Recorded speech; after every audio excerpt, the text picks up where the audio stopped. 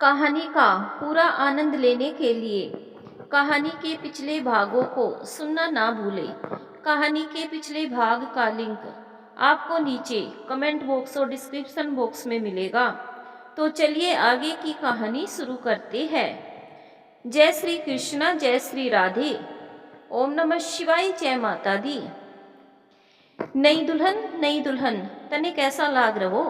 Doctor ने बुलवाऊं के, बोल तो सही। नई दुल्हन ने धीरे से सिर उठाया। माँ जी, मेरा सिर घूम रहा है, जी घबरा रहा है, मन में बहुत दर्द हो रहा है। दर्द? सावित्री का माथा ठनका। कैसी पीड़ा दर्द? शरीर तो ठंडो पड़ो है, बुखार तो है कोनी। चल थोड़ा सा दूध पी ले। आनंदी हल्दी डालकर दूध लिया। सुबह तक आराम न लगा तो डॉक्टर ने दिखा देंगे। अर्जुन का गुस्सा आसमान पर था। उसे और ज्यादा नहीं रोका जा सकता था। स्वभाव से ज्यादा गुस्सेल था वो।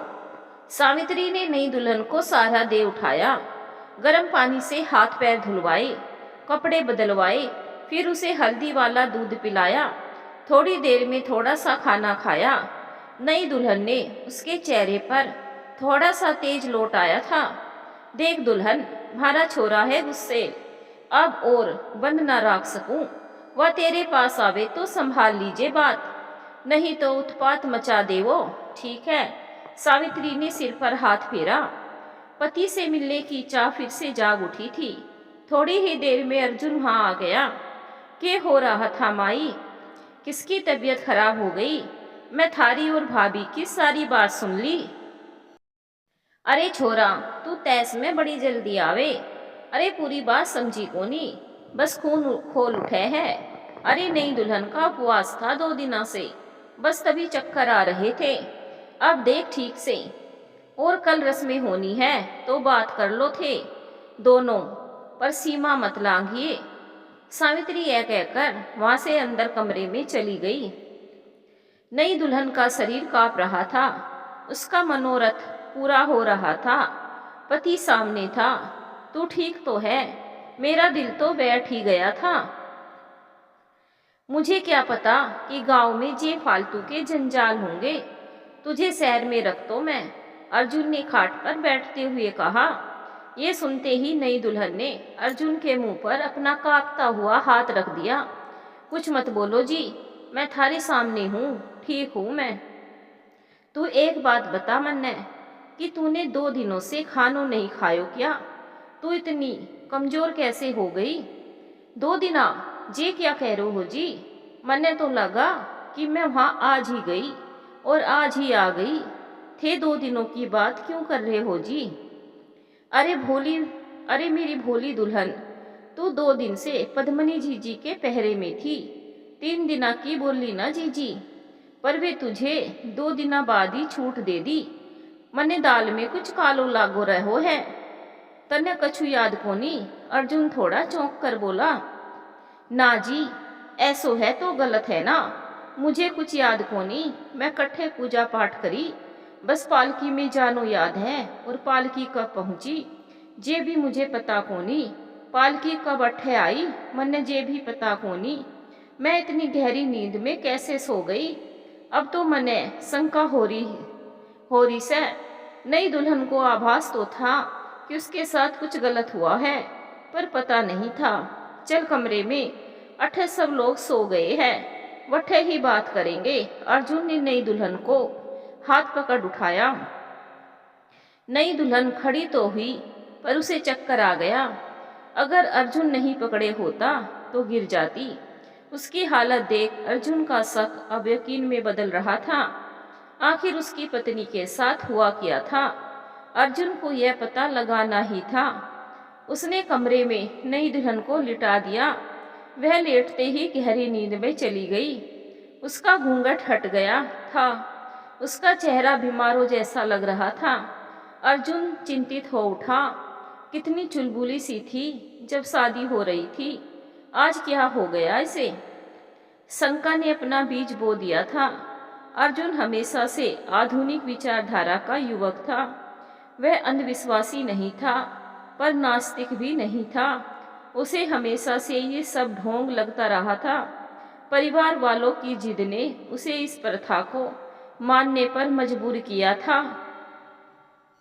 लेकिन वह इतना तो समझ गया था कि इस प्रथा के पीछे कोई राज अवश्य है और उसे इस राज का पता लगाना ही था। वह सोच में पड़ गया कि कैसे यह सब करे। वह गांव के लोगों से बहस कर सकता था, अपने परिवार से उलझ सकता था, पर आस्था, अटूट अंधविश्वास, इससे लड़ना असंभव था। लोग उसका साथ देने की जगह उसे ही गांव से बाहर कर देंगे और तो और उसके परिवार को भी सामाजिक बहिष्कार का सामना करना पड़ेगा। लेकिन आंखें मूंद कर भी तो नहीं बैठा जा सकता। उस दिन पीछा करते समय जब मंदिर के पास पहुंचा तो उसका अचेत होना भी तो इसी बात का संकेत था। ईश्वर कब से ऐसा भोग मांगने लगे। हाँ, परंपरा है कि विवाह के बाद नई दुल्हन को मंदिर ले जाया जाता है, पर दूल्हा दुल्हन दोनों जाते हैं साथ में, शहरों में भी जाते हैं। और पैसा वो कहाँ से आता है? भगवान तो सीधे सीधे हाथ पर कभी पैसे नहीं रखते, वे तो कर्म करने की बात करते हैं। तो यहाँ ऐसा क्या हो रहा है जो लालच की पट्टी गांव वालों की आंखों पर चढ़ा दी जाती है, जिससे वे कुछ और सोच ही ना सके। अर्जुन बेचैन सा घूम रहा था, मन विचलित था, बार बार अपनी पत्नी को देखता जो निढाल और निस्तेज सी पड़ी थी। अर्जुन उस रात सो नहीं पाया। नई दुल्हन का निढाल शरीर उसकी आंखों में घूम रहा था। सुबह हो आई थी। सावित्री और आनंदी सवेरे ही उठ जाती थी। नई दुल्हन को जगाने आनंदी कमरे की तरफ गई तो अर्जुन को चहलकदमी करते देखा। ये क्या देवर जी, आप बड़ी जल्दी उठ गए, थोड़ी तसल्ली रखो। ए नई दुल्हन, उठ चल, फारिग होने चले, फिर नहा धोकर तैयार हो जा। भाभी, सोने दो उसे, पूरी रात बेहोशी पड़ी रही है। अर्जुन बेचैन सा बोला। अरे जानो तो है, आओ हो आप। अब घर में तो शौचालय है कोनी, बाहर ही जानो है तो जल्दी जाकर आ जाए, फिर सुबह हो जाएगी। नई दुल्हन उठी तो अर्जुन को देख जल्दी से घूंघट खींच लिया। पति से मिलने की इच्छा दम तोड़ चुकी थी। वह ना समझ नहीं थी। इतना तो हर कोई जानता है कि उसके साथ कुछ सही हुआ है या गलत। ए नई दुल्हन, पति से घूंघट काहे कर रही है? आज कुछ रस्में होगी, फिर तू और तेरा जे पति सुहाग रात के मजे लेना, आनंदी ने छेड़ते हुए कहा। दीदी, नई दुल्हन बस इतना ही बोल पाई। वह अपने मन की दुविधा किसे बताए? वह कैसे बताए कि वह क्या महसूस कर रही है? असहाय सी समझ रही थी वह खुद को। वह अर्जुन को यदि कहती तो उसके साथ बुरा हो जाएगा। उसे कुछ समझ नहीं आ रहा था। उसने कुछ नहीं देखा था, पर बिना देखे ही वह समझ रही थी कि उसके अंदर कुछ टूट गया है। नई दुल्हन सावित्री और आनंदी चली गई। नई दुल्हन को अपनी माँ की याद आ रही थी। काश माँ यहाँ होती तो अपने दर्द को उनसे कह पाती। एक बार उसे पता चल जाए कि वह अपने पति के लायक है भी कि नहीं। मन कर रहा था भाग जाए या मर जाए। आज घनो काम है, जल्दी जल्दी काम निपटानो है, रस्में कर ले। नई दुल्हन, थारे बापू और भाई भी आ रहे हैं, पग फेरों की रस्म भी होगी। सावित्री आते हुए बोल रही थी। सावित्री आगे आगे चल रही थी और आनंदी और नई दुल्हन पीछे पीछे थोड़ा दूर ही थी। बाऊजी, भाई, नई दुल्हन की आंखों में चमक आ गई। वह लौट जाएगी अपनी माँ के पास, नहीं रह पाएगी वह। उसका मन ठीक नहीं है, विचारों में डूबी। नई दुल्हन सामने पड़े पत्थर से ठोकर खा बैठी। आनंदी ने उसे थाम लिया। तू बावली हो गई से, कहाँ ध्यान है थारो? इतनो बड़ो पत्थर कौन दिखे, अभी चोट लग जाती। दीदी, मारो मन ठीक कोनी, मने अजीब सो लाग रहो है। आपके शरीर में भी पीड़ा हुई थी मंदिर में आने के बाद, आपका पेट भी दुखा था कि? नई दुल्हन ने आखिर आनंदी से सवाल पूछ ही लिया था। जे तू के बक रही है? शरीर में पीड़ा, पेट में दर्द? अरे नई दुल्हन, तू अब नींद से बाहर आ जा।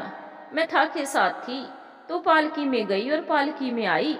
अरे पालकी में टेढ़े मेढ़े पड़े रहने से बदन दुख रहा होगा और पेट तो खाने पीनो गड़बड़ हो गयो है। शंका मत पाल, पति की उम्र घट जाएगी। आनंदी भी इस रहस्यमयी प्रथा के रहस्य से अनजान थी। वह कभी सच देख नहीं पाई। दीदी, आपको कैसे समझाऊं? मैंने अजीब से निशान देखे हैं अपने शरीर पर, ये मुझे परेशान कर रहे हैं। नई दुल्हन झिझकते हुए बोली। निशान? सच में? अरे पगली, उनसे के डरनो, संकोच मत कर, मन में श्रद्धा रख। यह निशान ही तो संकेत होवे है कि देवता ने प्रार्थना स्वीकार कर लियो। मंदिर में थी मैं थारे साथ। आनंदी खुश होकर बोली। आप पूरी रात जागे दीदी? मेरी आंखें क्यों ना खुली? मैं तो मंदिर भी ना देख पाई, फिर मैं के जानू कि यह प्रथा के होवे। नई दुल्हन के मन में हजारों प्रश्न थे, पर जवाब नहीं था। आनंदी ने ये बात सावित्री को बताई तो वह चिंतित हो उठी। नई दुल्हन नहा धोकर तैयार हो गई थी, तभी सावित्री उसके पास आई।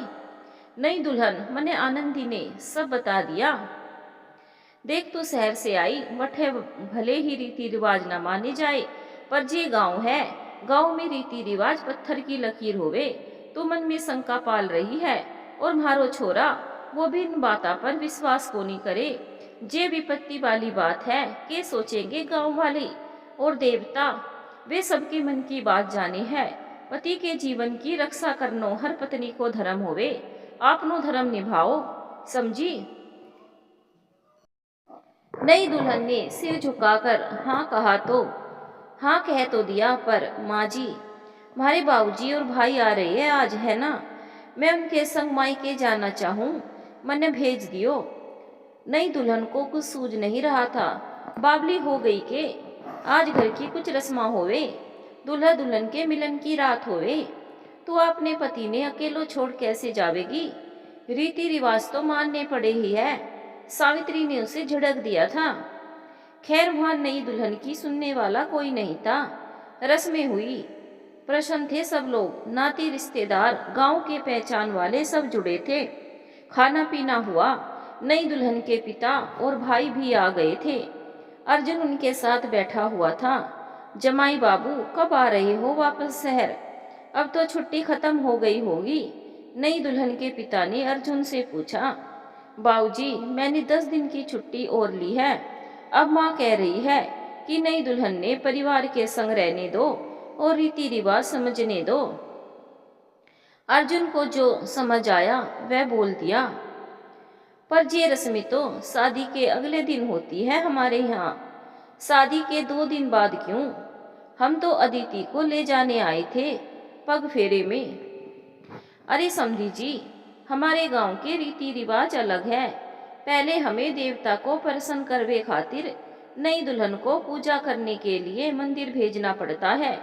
देवता की अनुमति के बाद ही बिहाता को परिवार में शामिल करते हैं। आज तुम्हारी बेटी पूरी तरह से हमारे परिवार का हिस्सा बनेगी। भगत सिंह ने अपने समधी की शंकाओं का समाधान करना चाहा। प्रथा, पूजा, देवता, आपकी बात मैं समझा नहीं। ये कौन सी प्रथा है? इसके बारे में तो मैंने नहीं सुना कभी। अदिति के पिता चौंक गए थे। अरे आप कुछ मत बोलो, गांव के सब लोग नाराज हो जाएंगे। आप रुको, थोड़ी देर में आपको मैं मंदिर ले चलता हूँ। रास्ते में सारी बात समझाऊंगा। हमारे गांव की यह प्रथा जिसने नहीं मानी वह संकट में पड़ गया।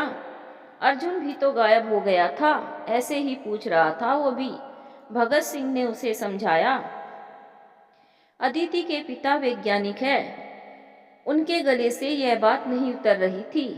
बेटा, तुम अदिति से अकेले में मिलो जाकर, उसके मन की बात जानो। उन्होंने फुसफुसाते हुए बगल में बैठे बेटे से कहा।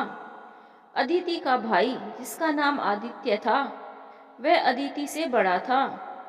उसने आंगन में इधर उधर देखा। सामने ही अर्जुन दिखाई दे गया। अर्जुन जी, मैं अदिति से मिलना चाहता हूँ। कहाँ है वह? औरतों से घिरी थी अदिति, मुंह दिखाई की रस्म चल रही थी। वहां से उठाना उसे मुश्किल था। देखो, वो रही आपकी बहन। यहाँ से उठेगी तो तुम्हें बुलवा लूंगा। रुको, मैं भाभी से कह देता हूँ। भाभी, इन्हें अदिति से मिलना है, फ्री हो जाए तो बता देना। अर्जुन ने औरतों को चाय नाश्ता देती अपनी भाभी से कहा। आदित्य बाहर आ गया। पिता ने प्रश्न सूचक नजरों से उसे देखा। उसने मना में सिर हिला दिया। अदिति के पिता का नाम मनोहर लाल था। वे खुले विचारों के थे। वे एक वैज्ञानिक थे, पर पिता के दबाव में उन्हें अदिति की शादी जल्दी करनी पड़ी। ऐसा नहीं कि उन्होंने घर बार नहीं देखा था, सब देखा था। सबसे बढ़िया तो उन्हें यह लगा था कि अर्जुन सरकारी नौकरी करता था। वह शहर में ही पढ़ा और सुलझा हुआ लड़का था। गांव में खेती बाड़ी थी, पर उससे उन्हें कुछ लेना देना नहीं था। लेकिन आज कुछ बातें उनकी समझ में नहीं आ रही थी। वह अदिति से सच जानना चाहते थे। सुनो समधी जी, हमारे यहाँ भी एक रस्म होती है, इसीलिए आज आप अदिति बिटिया की विदाई की तैयारी करवा दो। आज आज तो विदा ना हो पाएगी समधी जी, फिर भी मैं पूछ लेता हूँ घर में इन औरतों की जाने कितनी रस्में होती है। भगत सिंह वहां से उठकर अंदर आए। भगत सिंह ने अंदर जाकर सावित्री को सारी बात बताई तो वह नाराज हो गई। ये बात ठीक कोनी अर्जुन के बापू, थे भी जानो हो कि आज सही मायनों में दुल्हा दुल्हन के ब्याह पर पक्की मुहर लगती है। वो समधी जी आज ही कह दियो उनसे जाकर कि अर्जुन ले आवेंगे नई दुल्हन ने कल। अरे तू समझे कोनी, ऐसे तो दो परिवारों के रिश्ते बिगड़ जाएंगे। एक ही दिना की तो बात है, वैसे भी पग फेरा की रस्म तो होनी है। और वे ये भी कह रहा है कि आज उनके भी रस्म है।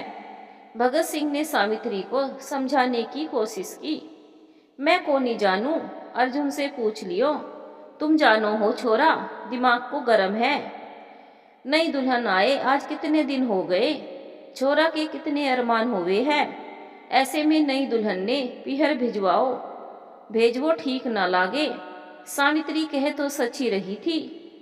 अर्जुन के मन की बात किसी को भी पता नहीं थी। वह तो धेड़ बुन में लगा था कि क्या किया जाए जो इस रहस्य की सच्चाई सबके सामने आ जाए। पर यह काम इतना आसान नहीं था। शुरुआत कहाँ से और कैसे हो, वह यह जानना चाहता था। किससे मदद ले जो किसी को भनक भी ना लगे। तभी उसने बापू को अपने सामने देख वह विचारों के भंवर से बाहर आ गया। बाबूजी, आप कोई काम हो तो बता देते। छोरा देख ध्यान से हमारी बात सुन। नई दुल्हन के बाबूजी उसे ले जाना चाहे है। तेरी माँ सहमत कोनी, मैं भी समझू हूँ वो गलत कोनी कह रही। भगत सिंह की बात अधूरी ही रह गई। अर्जुन बीच में ही बोल पड़ा। ये तो अच्छी बात है ना बाबूजी, अदिति ने विदा कर दियो। उपवास के कारण वो वैसे भी कमजोर दिख रही है, वहां जाकर ठीक हो जाएगी। अब ब्याह तो हो ही गया है, मिलन को के है बाद में हो जाएगा। अर्जुन की सहमति भगत सिंह के मन में आश्चर्य उत्पन्न कर रही थी। छोरा, तन्ने बात संभाल ली। अब ऐसो कर, समधी जी ने मंदिर घुमा ला। आदमी लोग तो दिन में जा पावे, उन्हें प्रथा के बारे में जाननो है। पढ़े लिखे आदमी है, भरोसों को नहीं करे ऐसी बाता पर। अर्जुन ये सुन चौंक पड़ा। मंदिर, ठीक है बाबूजी, मैं उन्हें अभी ले जाता हूँ। आप माँ ने कह दो कि अदिति ने विदा कर दे। ठीक है, तू जा। यह कहकर भगत सिंह वापस सावित्री के पास चला गया। छोरो मान गयो है, विदाई की तैयारी करो। अरे भगत सिंह, दिमाग फिर गयो है थाको।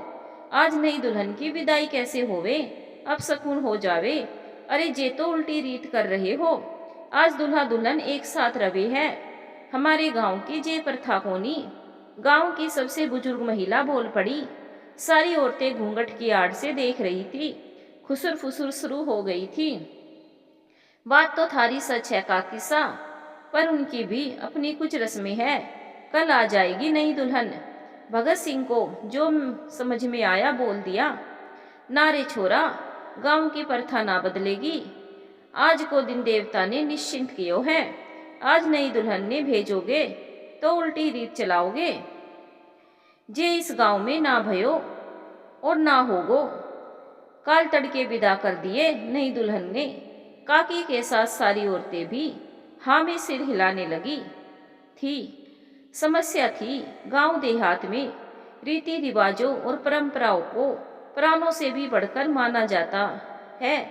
सभी औरतें विरोध कर रही थी। आदमी सुनेंगे तो वो भी विरोध करेंगे। ऐसा पहली बार हो रहा था। सुन ले भगत सिंह, जमानो ठीक कोनी। अभी नई दुल्हन थाके परिवार में मिली कोनी। कुंवारी दुल्हन को ना पग फेरो होवे और ना ही विदा होवे। मैं खुलकर बोल रही हूँ जे बात।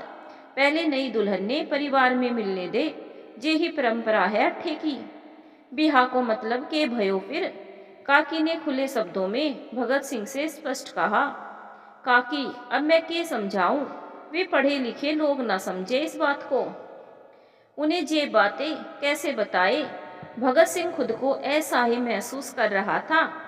अरे थे लड़के वाले हो, कैसे झुक सको उनके सामने? अपने रोब क्यों छोड़ो, अकड़ कर बोलो, साफ साफ कह दियो। अपनी छोरी अपने घर बिठावे, रीति रिवाज से समझौता कोनी। जे गांव है शहर कोनी। दादी ने सारी औरतों की ओर देखते हुए कहा। नाते रिश्तेदार भी दादी की हाँ में हाँ मिलाते हुए कहने लगे, ये तो गलत है, लड़के वाले कभी झुकते नहीं। भगत सिंह, तुम तो समाज की नाक कटा रहे हो। अरे तुम्हें उन्हें अकड़कर जवाब देना चाहिए। एक बार कह दो कि लड़की को आज विदा कराया तो लड़की अपने घर में रखे। देखो कैसे घुटनों पर आती है। तुम ये नई रीत शुरू कर दोगे तो कल से इस गांव में फिर लड़की वालों का दबदबा शुरू हो जाएगा।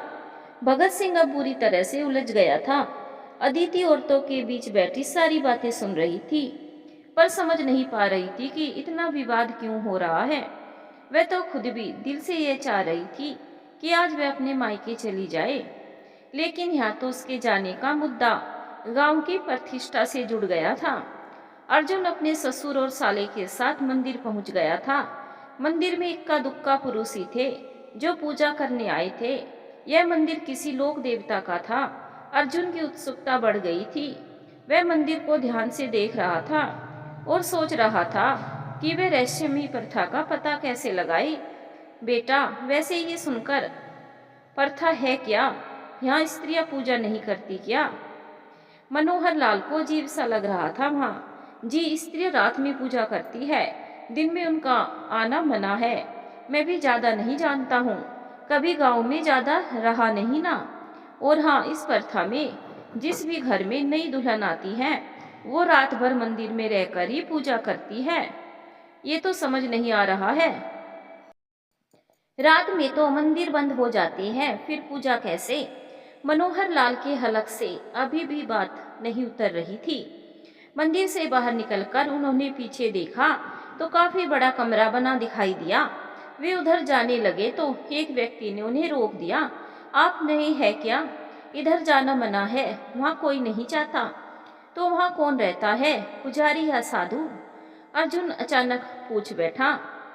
वहाँ कोई नहीं रहता, आप लोग जाओ यहाँ से, देवता नाराज हो जाएंगे। वह आदमी उनके सामने दीवार बनकर खड़ा हो गया था। अरे भाई, कैसी बातें करते हो? मंदिर तो सबका होता है, उधर जाने से देवता भला क्यों नाराज होंगे? जाने दो हमें। मनोहर लाल जी उस आदमी को अचरज से देखते हुए बोले। देखो भाई, तुम जो कोई भी हो, हम उधर तो नहीं जाने देंगे। ये आदेश तो सारे गांव के लोग मानते हैं। किसी की जरूरत नहीं जो उधर जाकर विपत्ति को आमंत्रित करे। वह आदमी अब भी वैसे ही तना हुआ खड़ा था। आदेश? किसका आदेश? जरा बताइए हमें भी तो पता चले कि ऐसा आदेश देवता का है या आप जैसे किसी इंसान का। देखो साहब, आपकी भलाई इसी में है कि आप जैसे आए थे वैसे लौट जाए। ए भाइयों सुनो, जे शहरी लोग मंदिर की प्रथा तोड़ रहे हैं, पाप लगेगा सबको और संकट आप सबके ऊपर आएगा। मंदिर में गांव के लोगों को देख वह व्यक्ति बात बदलकर जोर से बोला। उसकी बातें सुनकर सारे लोग वहां खड़े हुए। कौन हो? क्यों हमारे लोग की परंपरा तोड़ रहे? था कौन देसो होनी? घनी विपत्ति आ जावेगी हमारे लोगा पे। चलता बनो अठे से। एक अधेड़ उम्र का व्यक्ति अपनी लाठी संभालता हुआ बोला। ये लोग 3 जने और वे 8-10 लोग थे। बाबूजी चलो यहाँ से, बवाल मच जाएगा। ये लोग परंपरा के पीछे पागल हैं, ना आपकी बात समझेंगे और ना मानेंगे। अर्जुन ने बात बढ़ती देख मनोहर लाल जी को वहां से चलने को कहा। बेटा, ये तो घोर अंधविश्वास है। कैसी परंपरा है ये? मुझे तो यह सब ठीक नहीं लग रहा। मेरा मन कह रहा है कि यह जो कुछ भी है गलत है। पापा जी, आपको क्या करना है? जब लोग ही नहीं सच जानना चाहते, आदित्य भी चुप न रह सका। बेटा, ये हमारे समाज की सबसे बड़ी दिक्कत है। हम देखकर भी अनदेखा कर देते हैं। अर्जुन, क्या तुमने जानने की कोशिश नहीं की कि वहां पीछे क्या है? कौन सा देवता ऐसे आदेश देता है? ये सब मनुष्य के स्वभाव में शामिल है। देवता ने सबको बराबर माना है। मनोहर लाल जी परेशान और व्यथित थे। बाबूजी, मैं गांव में रहा नहीं, पर यह परंपरा, प्रथा मुझे भी परेशान कर रही है। इसीलिए मैंने छुट्टियां बढ़ाई है, ताकि पता कर सकूं कि सच क्या है। अर्जुन के ऐसा कहने पर मनोहर लाल जी ने गर्व से उसकी ओर देखा। सही कह रहे हो बेटा, मुझे तुमसे ऐसी ही उम्मीद थी। तुम्हारी इसी काबिलियत को देखकर मैंने अदिति का हाथ तुम्हारे हाथ में दिया है। तुम संभल कर यह काम करो। मदद चाहिए तो कहना। मनोहर लाल जी ने अर्जुन की पीठ थपथपाते हुए कहा। पापा जी, आज ही चलेंगे ना वापस? पता नहीं ये लोग अदिति को। आदित्य की बात अधूरी ही रह गई। अदिति? अदिति को क्या आदित्य भैया?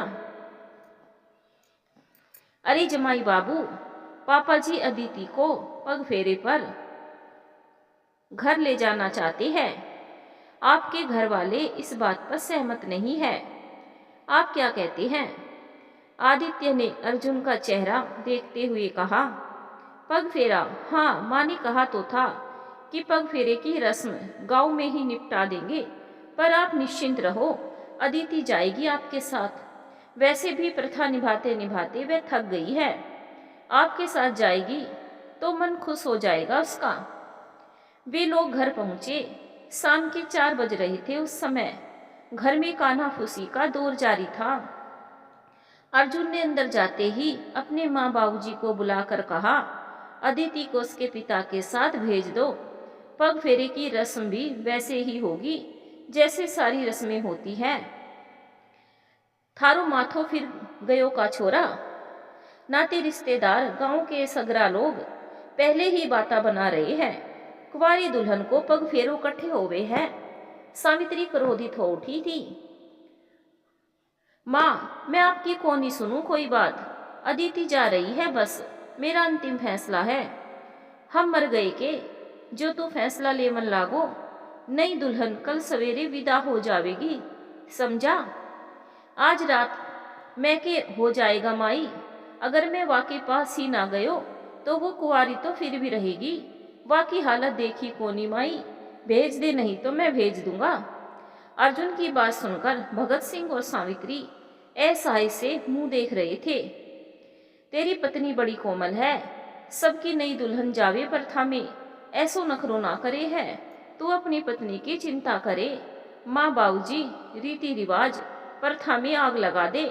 साची कह रही थी पद्मनी जी, जे नई दुल्हन के पैर ने मारो घर तोड़ दियो। छोरा पत्नी पत्नी करे, चाहे माँ बाबूजी मरे। सावित्री बड़बड़ा रही थी। के जवाब देऊं समधी जी को? बोल मन्ने। भगत सिंह असहाय से माँ बेटे के बीच में फंस गए। कर देव विदा, लेकिन जे नई दुल्हन अब हमारी चौखट न चढ़ेगी। ले जाए अपनी बेटी ने, रखे अपने पास। सावित्री 2 टूक कहकर चली गई। माँ तो समझ न रही बाबूजी, इसमें नई दुल्हन को के दोष? यहाँ की प्रथा जरूरी है, उनकी प्रथा भी तो जरूरी होगी। अर्जुन ने पिता से कहा। थोड़ी देर में ही नई दुल्हन की विदाई की बात सबके होठों पर थी। गांव की बड़ी बूढ़ी और रिश्तेदार औरतें तरह तरह की बातें बोल रही थी।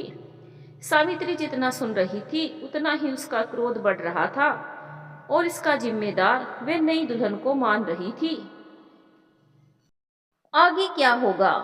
क्या नई दुल्हन पग फेरे के लिए अपने मायके जा पाएगी? आगे की कहानी सुनने के लिए चैनल को सब्सक्राइब जरूर करें। वीडियो को लाइक भी जरूर करें। हमें कमेंट करके भी जरूर बताएं कहानी आपको कैसी लगी। अपने फ्रेंड्स और फैमिली में भी शेयर जरूर करें। धन्यवाद दोस्तों।